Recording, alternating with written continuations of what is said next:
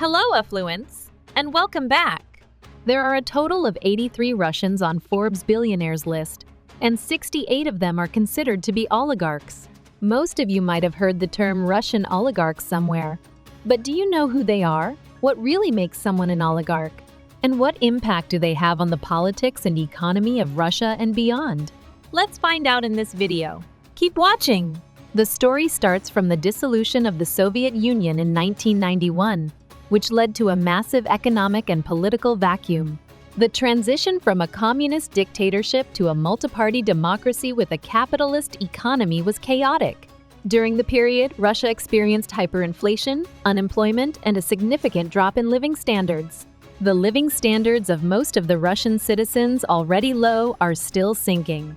The transition from a state-controlled economy to a market-driven economy was a complex structural change. It involved mass privatization, market reforms, and the lifting of price controls. The privatization program began in 1992, and by 1994, 70% of Russian industry had been transformed into joint stock companies. Some say that democracy came first in Russia, and that capitalism was a consequence of the revolt against the communist state. Others say that hypercapitalism ruined Russia in the 1990s, leading to chaos and corruption. What do you think? Let me know in the comments. The emergence of oligarchs in the Yeltsin era. The late 20th century was a pivotal period for Russia. This era of political upheaval and economic chaos set the stage for the emergence of the Russian oligarchs. The centrally planned economy crumbled. It left colossal reserves of natural resources and an array of industries without a master.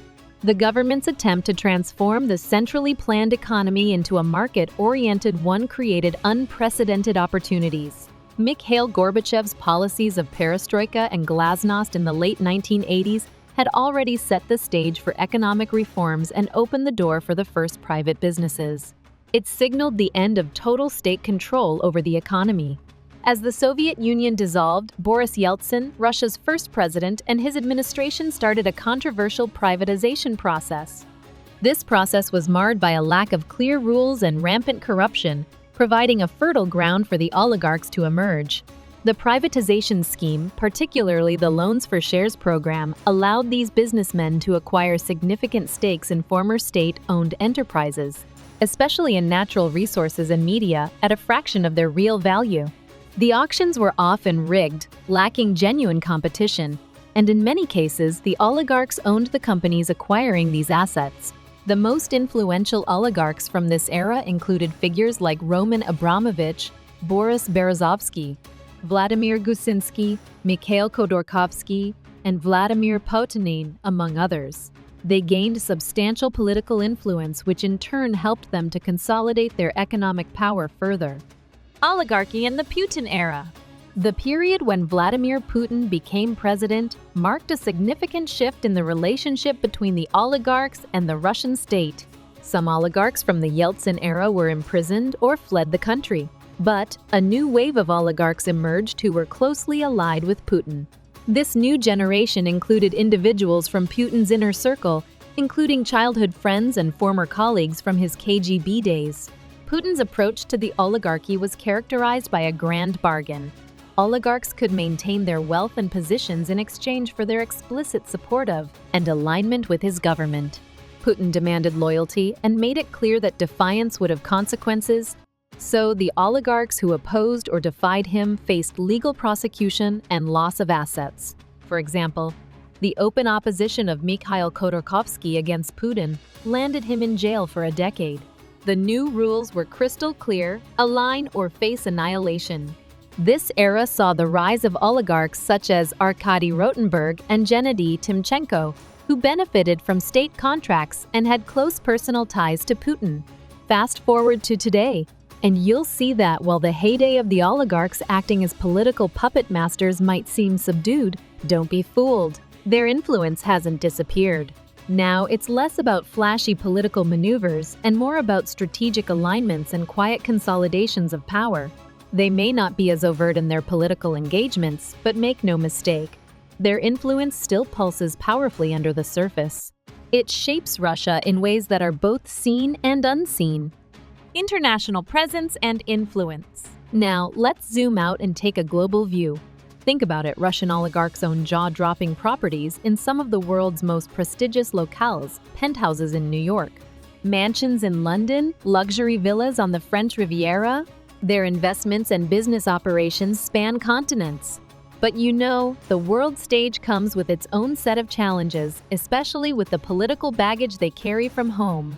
After Russia's move into Crimea in 2014, international sanctions came down hard. These sanctions forced these oligarchs into legal and financial restrictions. They've had to adapt and find new ways to operate their businesses and protect their assets without crossing lines that could freeze their funds or ban them from the lucrative markets they rely on. Despite these hurdles, the oligarchs' influence and presence on the world stage remain substantial, shaping industries and economies far beyond the borders of their homeland. Future of oligarchy in Russia. So, what's next for the Russian oligarchs? Looking ahead, the road seems uncertain and full of twists. The political climate in Russia is continuously evolving, and with each shift, the stakes for these oligarchs could change dramatically. As international pressures ramp up, with sanctions tightening from the West due to various geopolitical tensions, these financial moguls might find their room to maneuver shrinking. These sanctions impact not just their business dealings but also their personal assets scattered across the globe. On the home front, changes in Russian political leadership or policy could swing two ways for the oligarchs. On the one hand, tighter government controls and a push for more transparency could clip their wings, limiting their traditional methods of influence and operation. On the other, some may find new opportunities to regain or even expand their influence, depending on their political alignments and adaptability to the new order. The future of oligarchy in Russia is hanging in a delicate balance. Will they adapt and maintain their power? Or will the evolving political and economic landscape push them into a new, possibly diminished role? Only time will tell. But one thing is clear, the era of the Russian oligarchs is far from over and it's entering a new chapter. That's a wrap. Affluence. Thank you for watching. Don't forget to hit the like button, subscribe for more insights, and share this video to spread the knowledge. What aspect of the oligarchs did you find most intriguing? Or what would you like to learn more about? Please leave your views in the comment section. See you in the next video.